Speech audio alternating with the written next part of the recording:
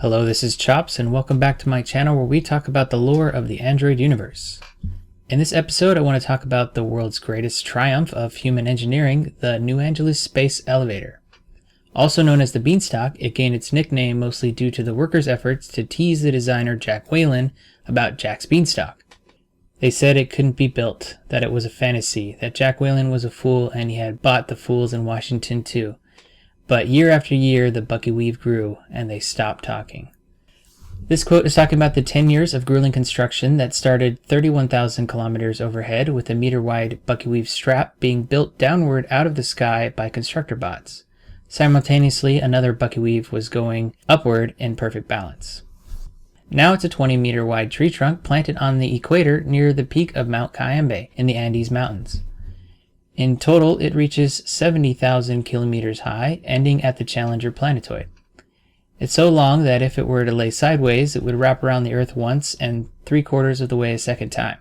It reaches so far into space that it's already about 18% of the way to the moon. At night, even out in the waterfront districts over 300 kilometers away, you can see the stalk clearly, a razor slash of light straight up about halfway into the sky.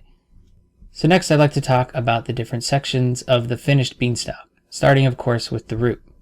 To get to the route, you can take the underground metro to an elevator that takes you up through the mountain, which is filled with level upon level of upscale mall boutiques, restaurants, and city services. Eventually, you will emerge in Plaza de Cielo at 4,700 meters. The air here is thinner and colder, but the route's helium-3 reactor keeps it free of ice. The plaza has a large transparent dome with amazing views. To the north, you can see the peak of Cayambe, another 1,000 meters up. To the east, the vast, sprawling Amazon agroplexes. And to the west and south, you see the rest of New Angeles. The plaza surrounds Earth Station, which is protected by heavy security checkpoints manned by the New Angeles Transit Authority.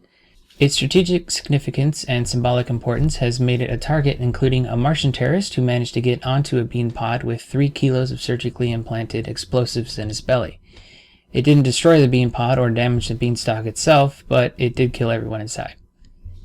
Additional security throughout the space elevator is given by the Space Elevator Authority, or SEA, which are easily spotted by their yellow jackets. After passing through security, we board a passenger bean pod. There are a few types of pods, but typical passenger pods is described as cigar-shaped and 21 meters long. It contains 3 passenger decks in a stack, and inside the top and bottom is the environmental equipment and a ram chute just in case something goes really wrong. Each deck has 12 comfy seats set around the deck circumference. Opposite the entryway is the deck's restrooms and a small beverage dispenser.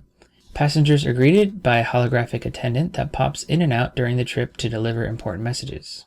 The bean pod is propelled upward on a maglev rail at a steady 1.5 Gs. The opaque walls turn transparent, displaying a 360 vid projection relayed from cameras strategically located on the pod's outer hull. They used to have the deck set to display the view down, but someone with a fear of heights went into a frenzied panic, injuring 2 passengers trying to help and ended up dying of a heart attack. Now they have an electronic poll before the ascent begins to vote if you want to see the Earth fall away below your feet or not.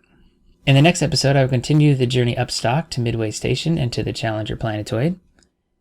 And for this episode's deck, I think it makes sense to do a core Whalen Building a Better World deck and focus on big ice, big money, big agendas like government contracts and executive retreats. And of course, I'd like to include the route, as well as Amazon Industrial Zone and shipments from Kagura. Thanks for watching.